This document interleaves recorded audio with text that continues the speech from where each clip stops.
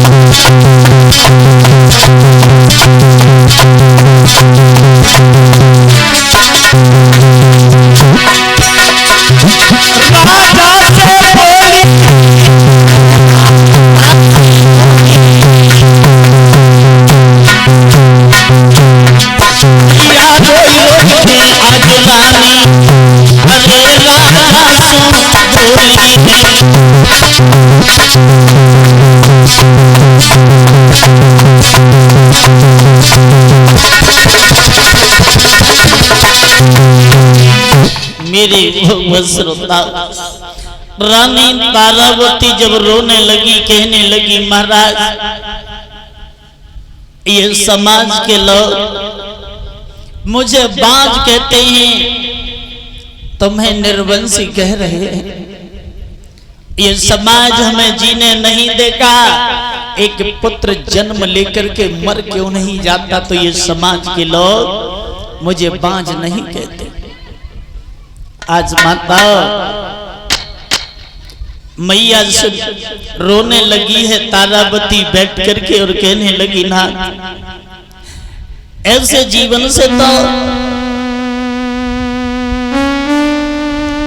अगर हमारी मौत हो जाए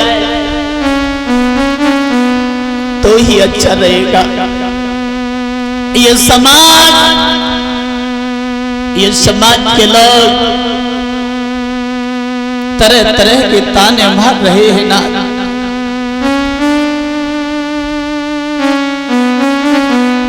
आज मेरे भाइयों रानी तारावती जहां रो रही है महाराज हरिश्चंद्र कहने लगे रानी संतान देना और देकर के छीन लेना ये सब परमपिता परमेश्वर की लीला है, हमारे हाथ में कुछ नहीं है रानी। रोने से कुछ नहीं होगा। आज मेरे भगवत श्रोता रानी को रोता हुआ आंगन में छोड़ करके महाराज हरिश्चंद्र जंगल के लिए प्रस्थान कर देते हैं। सुबह से शाम हो गई, घूमते घूमते एक वृक्ष के तले बैठ गए और बैठ करके रोने लगे, कहने लगे प्रभु कैसी है ये मेरी जिंदगी, पत्नी आंगन में रो रही है और मैं सुबह से आज शाम हो गई, मुझे पीने को पानी भी नहीं मिला। उसी बीच एक सन्यासी का पदार्पण हो जाता है। वो कौन थे? महात्मा के रूप में वरुण देव जी। पूछने लगे हरिश्चंद्र क्यों रो रहे हो? कहने लगे महाराज आंगन में मेरी पत्नी रोती है और ये कहती है कि एक पुत्र जन्म लेकर के मर क्यों नहीं जाता। ये समाज के लोग मुझे निर्वंशी और पत्नी को बाज नहीं कहते। वरुण देव कहने लगे राजन क्या कहती है तुम्हारी पत्नी कि एक पुत्र जन्म लेकर के मर क्यों नहीं जाता? बोले हाँ। बोले आप चिंता न करो, आप जाओ, तुम्हारी पत्नी के उदर से एक बालक जन्म तो लेगा, लेकिन मेरी एक शर्त है, उस बालक को मेरे यज्ञ में तुम्हें चढ़ाना होगा। कहने लगे स्वामी आपकी ये शर्त मुझे मंजूर है। लौट करके हरिश्चंद्र जब उस अयोध्या में आए, सुखदेव जी बोले हैं कि राजन परीक्षित धीरे धीरे आंगन में समय व्यतीत हुआ माता, तो मैया तारावती के उदर से एक बालक ने जन्म लिया।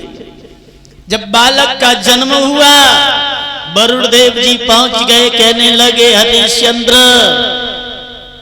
हमारा यज्ञ कर दीजिए और इस बालक को यज्ञ में चढ़ा दीजिए।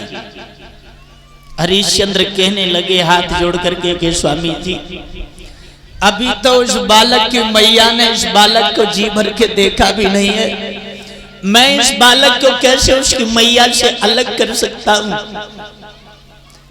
आप जब बालक थोड़ा बड़ा हो जाए उसके बाद हम तुम्हारा यज्ञ कर देंगे। वरुण देव जी लौट गए, लेकिन माता धीरे धीरे जब समय व्यतीत हुआ है तो वरुण देव जी फिर आए, कहने लगे हैं हरिश्चंद्र अब तो भला हमारा यज्ञ कर दीजिए। तो हाथ जोड़ करके हरिश्चंद्र बोले हैं स्वामी जी अभी नहीं, जब इस बालक के दांत निकल आएंगे तब हम तुम्हारा यज्ञ करेंगे। वरुण देव जी फिर लौट करके चले गए। धीरे धीरे समय व्यतीत हुआ, यहाँ तक हुआ है मेरे भगवत श्रोता कि उस बालक रोहितास के दांत भी निकल आए। वरुण देव जी का फिर आगमन हो गया। वरुण देव जी कहने लगे अब तो बालक के दांत निकल आए हैं, अब तो हमारा यज्ञ कर दीजिए। तो हरिश्चंद्र कहने लगे महाराज मैंने ये दांत नहीं बताई, जब ये दांत उखड़ने के बाद में जब दूसरे दांत उगेंगे तब हम तुम्हारा यज्ञ करेंगे। उसी समय मन में मनहीन होकर के वरुण देव जी लौट करके चल देते हैं। और ये बात जब वरुण देव जी और हरिश्चंद्र आपस में कर रहे थे तो मैया तारा ने सुन लिया कि मेरे प्रीतम मेरे पुत्र को वरुण के यज्ञ में चढ़ाना चाहते हैं। उसी समय वरुण देव जी तो चले गए, लेकिन माता मैया तारा ने अपने पुत्र रोहितास को अपनी गोद में बिठा लिया। रो करके कहने लगी लाला तुम जंगल में चले जाना, मैं यही समझूंगी कि मेरे कोई पुत्र था ही नहीं, लेकिन मैं अपनी आंखों से मरते हुए तुम्हें नहीं देख सकती। और मैया रो करके बोली लाला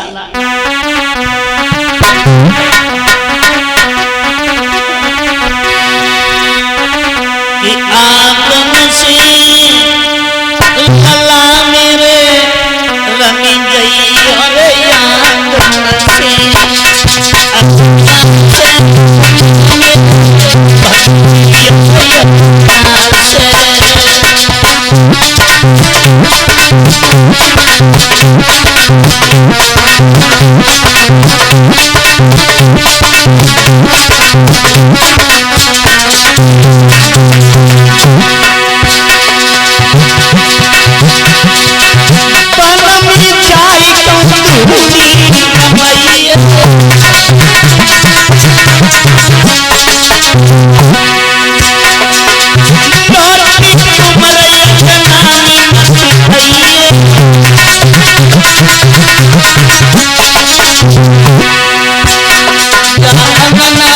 उम्र मेरे थक गई रे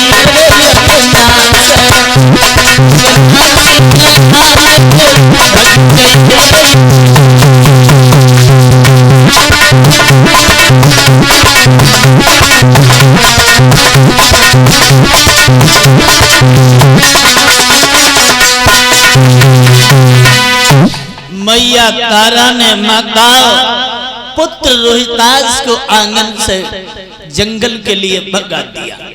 कहा है मेरे लाल, जाकर के किसी संत महात्मा की सेवा करना, लेकिन लौट करके इस आंगन में मत आना मेरे लाल। आज माता रोहितास जब चले जाते हैं, वरुण देव जी का आगमन हुआ। कहने लगे हैं राजन अब हमारा यज्ञ कर दीजिए। तो हरिश्चंद्र हाथ जोड़ करके कहने लगे स्वामी जी रोहितास आंगन में नहीं है। कहने लगे इसका मतलब ये है कि तुम मेरा यज्ञ करना नहीं चाहते, अपने पुत्र को तुमने कहीं छुपा दिया। उसी समय वरुण देव जी को क्रोध आ गया माता, और उस जगह हुआ क्या,